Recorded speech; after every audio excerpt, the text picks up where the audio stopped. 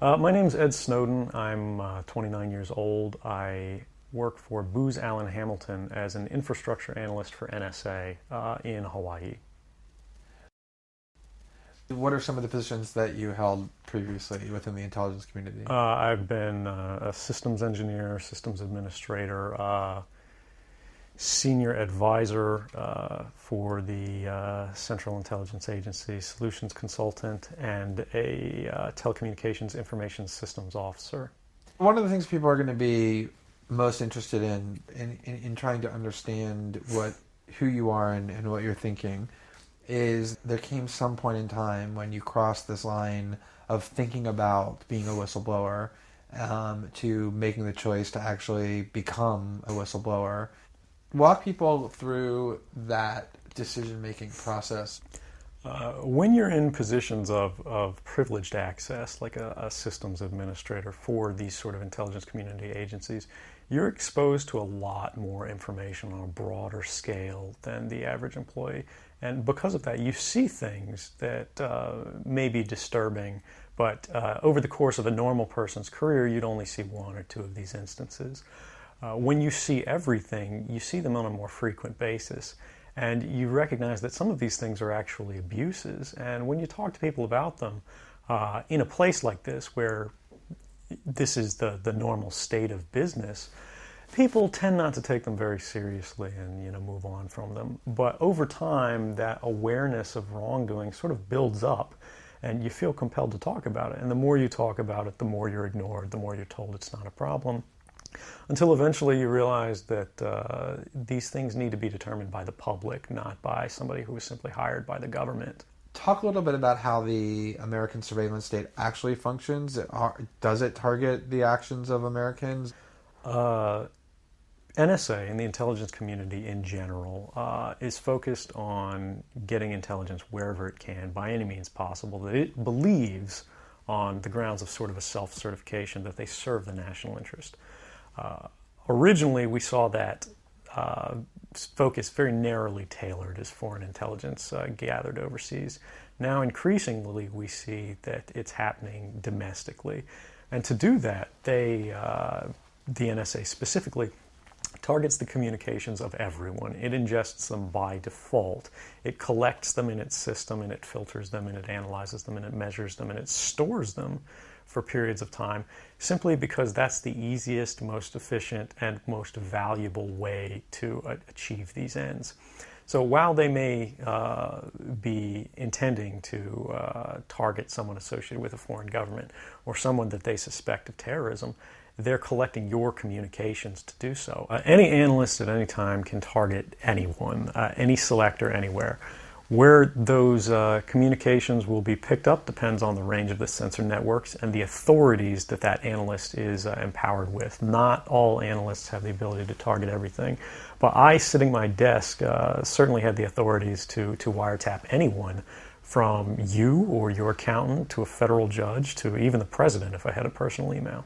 One of the extraordinary parts about this episode is that usually whistleblowers do what they do anonymously and take steps to remain anonymous for as long as they can, which they hope often is forever. You, on the other hand, have decided to do the opposite, which is to declare yourself openly as the person behind these disclosures. Why did you choose to do that? I think that the public is owed an explanation of the motivations behind the people who make these disclosures that are outside of the democratic model. When you are subverting the power of government, that's a fundamentally dangerous thing to democracy. And if you do that in secret consistently, as the government does when it wants to benefit from a secret action that it took, it'll kind of give its officials a mandate to go, hey, tell the press about this thing and that thing, so the public is on our side. But they rarely, if ever, do that when an abuse occurs. That falls to individual citizens, but they're typically maligned. It becomes a thing of these people are against the country, they're against the government. But I'm not. I'm no different from anybody else. I don't have special skills. I'm just another guy who sits there day to day in the office, watches what's happening, and goes, this is something that's not our place to decide. The public needs to decide whether these programs and policies are right or wrong. And I'm willing to go on the record to defend the authenticity of them and say, I didn't change these. I didn't modify the story. This is the truth. This is what's happening. You should decide whether we need to be doing this. Have you given thought to what it is that the U.S. government's response to your conduct is, in terms of what they might say about you, how they might try to depict you, what they might try to do to you? Yeah, I could be, rendered by the CIA. I could have people come after me, or any of their third-party partners. They work closely with a number of other nations. Or they could pay off the triads, or any of their agents or assets. We've got a CIA station just up the road in the consulate here in Hong Kong, and I'm sure they're going to be very busy for the next week. And that's a fear I'll live under for the rest of my life, however long that happens to be. You can't come forward against the world's most powerful intelligence agencies and be completely free from risk, because they're such powerful adversaries that no one can meaningfully oppose them. If they want to get you, they'll get you in time.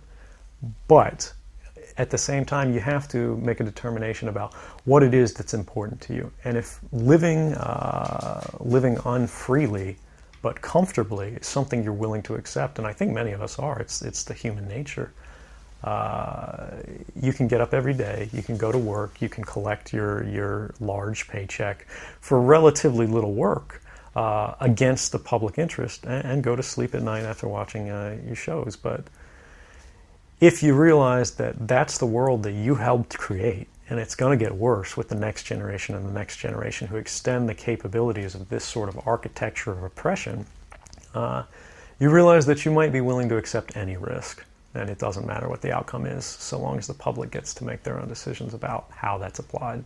Why should people care about surveillance? Because even if you're not doing anything wrong, you're being watched and recorded. And the storage capability of these systems increases every year consistently by orders of magnitude, to where it's getting to the point you don't have to have done anything wrong. You simply have to eventually fall under suspicion from somebody, even by a wrong call. And then they can use the system to go back in time and scrutinize every decision you've ever made, every friend you've ever discussed something with, and attack you on that basis to sort of derive suspicion from an innocent life and paint anyone in the context of a wrongdoer. We are currently sitting in a room in Hong Kong, which is where we are because you traveled here. Talk a little bit about why it is that you came here, and specifically there are going to be people who will speculate that what you really intend to do is to defect to the country that many see as the number one rival of the United States, which is China, and that what you're really doing is essentially seeking to aid an enemy of the United States with which you intend to seek asylum. Can you talk a little bit about that? Sure. So there's a couple assertions in those arguments that are sort of embedded in the questioning of the choice of Hong Kong. The first is that China is an enemy of the United States. It's not. I mean, there are conflicts between the United States government and the Chinese PRC government, but the peoples inherently, we don't care. We trade with each other freely. We're not at war. We're not in armed conflict, and we're not trying to be. We're the largest trading partners out there for each other. Additionally, Hong Kong has a strong tradition of free speech. People think, oh, China, great firewall. Mainland China does have significant restrictions on free speech, but the people of Hong Kong have a long tradition of protesting in the streets, of making their views known. The internet is not filtered here, no more so than any other Western government. And I believe that the Hong Kong government is actually independent in relation to a lot of other leading Western governments. If your motive had been to harm the United States and help its enemies, or if your motive had been personal material gain, were there things that you could have done with these documents to advance those goals that you didn't end up doing? Oh, absolutely. I mean, anybody in the positions of access with the technical capabilities that I had could, suck out secrets, pass them on the open market to Russia. They always have an open door, as we do. I I had access to, the full rosters of everyone working at the NSA, the entire intelligence community, and undercover assets all around the world, the locations of every station we have, what their missions are, and so forth. If I had just wanted to harm the U.S., that you could shut down the surveillance system in an afternoon. But that's not my intention, and I think for anyone making that argument, they need to think, if they were in my position, and you live a privileged life, you're living in Hawaii in paradise and making a ton of money, what would it take to make you leave everything behind? The greatest fear that I have regarding the outcome for America of these disclosures is that nothing will change. People will see in the media all of these disclosures. They'll know the lengths that the government is going to grant themselves powers unilaterally to create greater control over American society and global society.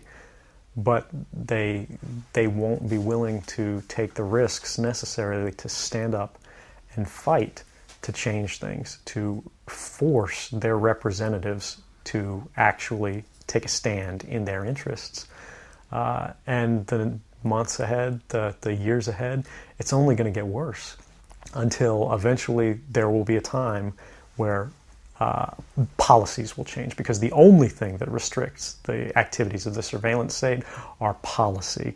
Even our agreements with other sovereign governments, we consider that to be a stipulation of policy rather than a stipulation of law. And because of that, a new leader will be elected. They'll flip the switch, say that because of the crisis, because of the dangers that we face in the world, some new and unpredicted threat, we need more authority, we need more power, and there will be nothing the people can do at that point to oppose it, and it'll be turnkey tyranny.